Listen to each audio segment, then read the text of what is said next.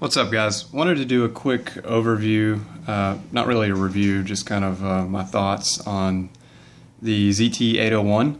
So I haven't bought a new knife in months and months. Actually, it's been the longest I've gone without buying a knife in two and a half years, something like that. So I went really deep into the knife enthusiast thing for the past couple of years. And my whole paradigm on the knife world has changed recently. It's gone from buy everything I can get my hands on and just kind of collect and sell and use. Now it's mainly just buy what I really like and use it and kind of narrow it down. And that's what I've been trying to do recently. Anyway, I just wanted to make a quick video on this and tell you guys a couple thoughts that I have about it. First off, in the price range, the build quality is amazing. This is a sub $200 knife, and the build quality, and I'm not talking about finish, I'm just saying solely the fit. The build quality is up there with a lot of customs, and really, let me just say it's up there in the best production build quality that I've seen. It's in that top echelon. So it's not the best, but it's in the best echelon that I could say. The top echelon up there with Chris Reeve and all that. I mean, it's fit really, really well. And I'm not saying it's Chris Reeve tolerances. I'm not talking about tolerances here. I'm just talking about fit, how the knife functions, how it's fit together, and how solid it is. It is very, very, very well built. And what I mean by this is the blade is perfectly centered, and that's relying on a lot of things. The holes here and actual grind on the blade. So the blade is centered. The detent is fantastic. Pops the blade in. The detent is great. Flips like a dream. The lockup is absolutely perfect with no play, and there's no lateral play. So that's what I mean by the fit is perfect. This is a sub $200 knife, and normally in this class you would see some minor issues with the fit. Maybe the blade's off center, maybe the detent's not so strong, maybe it doesn't flip so well, maybe it's not that smooth. This thing really has no issues as far as fit. I mean, it's as smooth as you could want it, and the KVT system is fantastic. I have a John Grimsmo custom where he actually makes his own bearings, and this ZT is just as smooth as that Grimsmo custom. And I hate to say that because the Grimsmo, I mean, he put so much effort into that, and it is a custom knife, but I am going to be truthful, and this is as smooth as my Grimsmo. It's as smooth as any other bearing knife I've ever handled.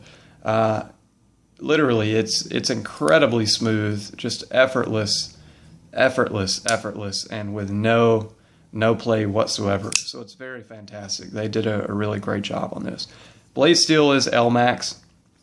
My particular piece has a dent on the blade, which you should be able to see right there, right up here. That is a little dent from a hardness tester. So they are testing the knives that the end users will get instead of just scrap blades that they throw in the furnace. So you do know that they're trying to up their quality control, or maybe this is something they've been doing for a while. I can't speculate on that, but it is nice to see. It is an L-Max blade. I saw no evidence of edge burning on my example.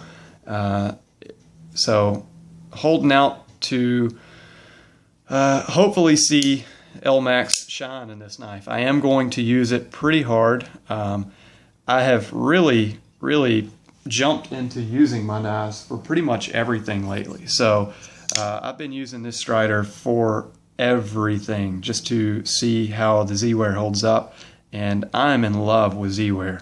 This thing has opened up quickcrete with rocks and aggregate and everything, stripped wires. I mean, it's done everything.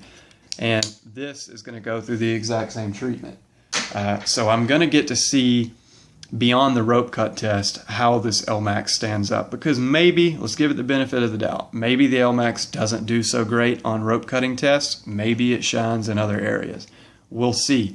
I'm not going to baby it, and I'm also not going to not speak my mind about it. So if it does great, I'm going to tell you that. If it does very poorly, I'm going to tell you that as well. But for right now, I'm holding out that it's going to do great.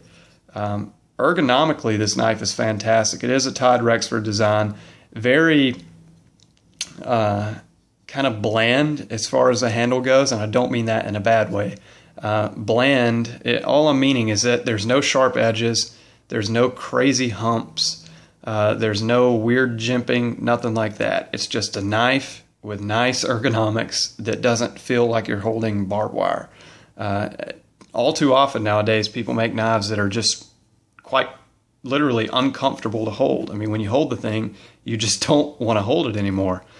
This is not like that. The handle is nicely shaped, nicely contoured. The edges are broken. Pocket clip is very low profile and does not get in the way of your hand at all. The ergonomics on this are fantastic. It is a little bit heavy because of the titanium slabs, which are not skeletonized.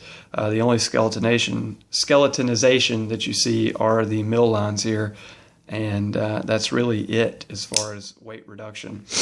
Like I said, it is a KVT bearing pivot.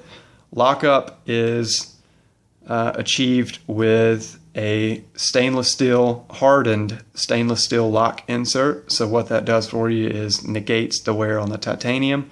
It does allow for some other things that I don't like, which I'll talk about that in the review, but I overall do like this better than pure titanium on steel due to the reasons that I'll explain in that video. But all silver except for the black hardware. Some people don't dig it. I think it's a nice contrast. Keep in mind it is a sub $200 knife. So overall, fantastic. Grind is a bit thick compared to what I would like and compared to what I'm used to with some of the customs. Overall, though, it is a bit thinner than what I had expected, and I'll put a digital caliper on that and show you guys exactly what it is in the review. But I can tell you that it does cut fairly well. I've cut a good number of things with it already. Some cardboard, strips of wire, and I sheared some of that wire. No edge damage to speak of, and it did do a fairly good job considering the type of grind it is. So if you guys are in for a sub $200 flipper with all tie scales and really, really great action and really good build quality, go pick up the 801. So hope this little overview helps you guys if you were on the edge of getting this. I say go ahead and get it and enjoy it. It is a fantastic knife. So anyway, full review should be up within 3 weeks, month, something like that. Anyway, thanks for watching, guys, and I'll see you next time.